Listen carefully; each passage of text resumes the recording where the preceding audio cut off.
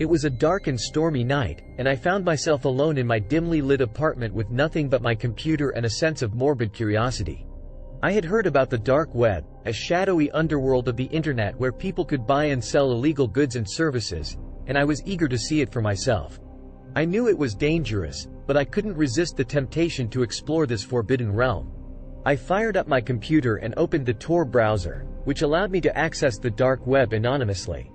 The first site I stumbled upon was a marketplace for drugs, with vendors offering everything from cocaine to heroin. I was horrified by what I saw, but at the same time, I was captivated by the sheer audacity of it all. As I delved deeper into the dark web, I found myself in a maze of twisted and depraved sites. There were sites that offered hitmen for hire, sites that sold stolen identities, and even sites that advertised illegal organ transplants. I couldn't believe what I was seeing, but I couldn't look away either. Then, I came across a site that was different from all the others.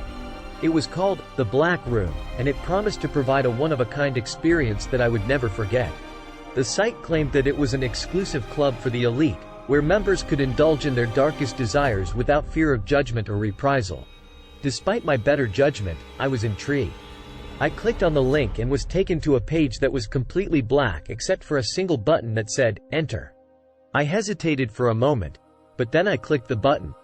The next thing I knew, I was in a virtual room that was pitch black except for a single light that shone on a chair in the center of the room. I sat down in the chair, and a voice spoke to me from the darkness.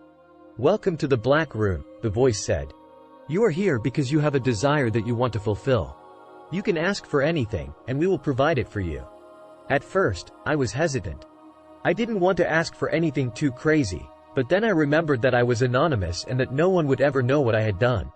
So I asked for something that I had always wanted but had never been able to have. And then, the lights went out. When they came back on, I was no longer alone in the room. Standing in front of me was a figure dressed in a black cloak and a mask. I couldn't see their face, but I could feel their presence, and it was terrifying. What do you want? The figure asked in a raspy voice. I told them what I had asked for, and the figure nodded. They motioned for me to follow them, and I got up from the chair and followed them into the darkness. We walked for what felt like hours, and I began to feel disoriented and confused. I didn't know where I was or what was happening to me, and I was scared. Finally, the figure stopped and turned to face me. Are you ready? They asked. I nodded, and they handed me a small, black box. I opened it, and inside was a syringe filled with a dark, viscous liquid. I hesitated for a moment, but then I remembered why I had come here in the first place. I injected the liquid into my arm, and then everything went black. When I woke up, I was back in my apartment, and it was morning. At first, I thought it had all been a dream, but then I saw the black box lying on my desk. I opened it.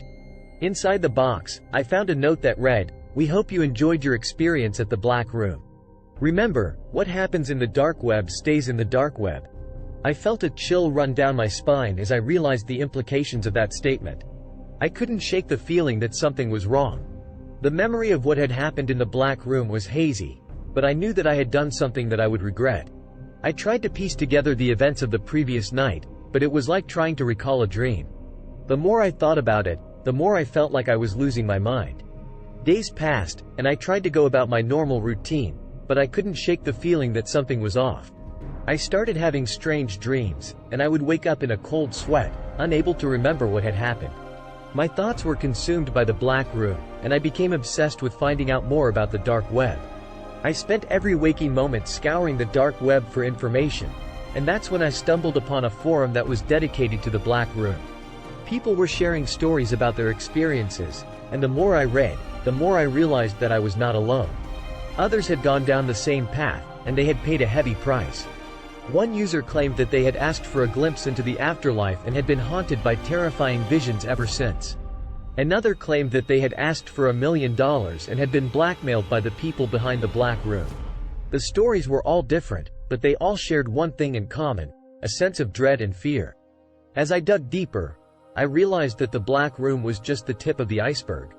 The dark web was a vast and dangerous place, and there were people out there who were willing to do anything to get what they wanted. I had stumbled upon a world that was beyond my understanding, and now I was trapped in it. I tried to disconnect from the dark web, but it was like an addiction. The more I tried to pull away, the more I was drawn back in. I felt like I was losing control, and I didn't know what to do. Then, one night, I received a message on my computer. It was from the Black Room, and it read, "We have another offer for you. Do you dare to enter again?" I hesitated for a moment, but then I realized that I had no choice. I had gone too far, and now I was in too deep. I clicked on the link and was taken back to the Black Room. The figure in the black cloak was waiting for me, and they asked me what I wanted. I told them that I wanted out, that I wanted to be free from the dark web forever. As I tried to leave the Black Room, the figure in the black cloak suddenly grabbed my arm and whispered in a chilling voice, "You can never leave. You have seen too much, and now you belong to us." I struggled to break free, but the figure's grip only tightened. They pulled me closer and whispered, "You asked for too much, and now you must pay the price." Suddenly, I felt a sharp pain in my neck, and everything went black. When I woke up, I was in a dark room, chained to a wall. The air was thick with the stench of decay, and I could hear the sound of footsteps approaching. The figure in the black cloak appeared, holding a knife in their hand. They explained that I had unknowingly made a deal with a demonic entity, and now I was their property. They had given me what I wanted, but in return, I had to pay a terrible price. The figure slowly approached me, the knife glinting in the dim light. I screamed and pleaded for mercy, but it was too late. The figure plunged the knife into my chest, and I felt my life slipping away.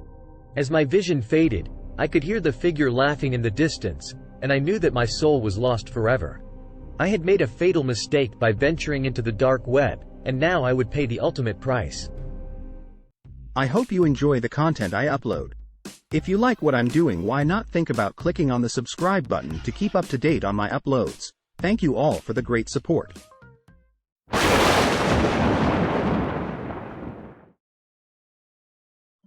As a curious teenager, Alex had always been fascinated by the dark web. He had heard stories of how it was a place where anything could be found, from rare and exotic items to illegal activities. So, one day, he decided to explore this mysterious corner of the internet.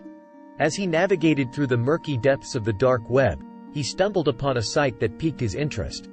It was a site that promised to reveal the most disturbing and gruesome images and videos on the internet. Alex, being the curious teenager he was, clicked on the link. What he saw on the site was beyond his wildest nightmares. There were images and videos of people being tortured and mutilated in unimaginable ways. The screams and cries of the victims filled his ears, and he felt his stomach churn. Alex tried to close the site, but it was too late. The images and sounds were already burned into his mind. He couldn't get them out of his head. They haunted him day and night, and he found himself unable to sleep or eat properly. As the days went by, Alex's mental state deteriorated further. He became withdrawn and paranoid, convinced that someone was watching him and waiting to do him harm. His friends and family noticed the change in him but were unable to reach out to him. Eventually, Alex couldn't take it anymore. He confided in his parents about what he had seen on the dark web, and they immediately sought professional help for him. He underwent therapy and medication to help him deal with the trauma he had experienced. Years later, Alex still struggled with the memories of that fateful day. He had become a recluse, avoiding the internet altogether, and only venturing out of his house when necessary. He knew that the images he had seen on the dark web had changed him forever and left a permanent scar on his psyche. After seeking professional help, Alex underwent therapy and medication to help him deal with the trauma he had experienced. With the help of his therapists, he was able to work through the emotions and feelings he had been struggling with. As time went on, Alex began to make progress in his recovery.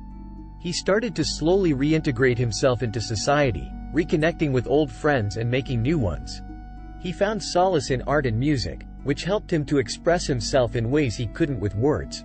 However, Alex knew that he would never be the same person he was before he stumbled upon that horrific site on the dark web.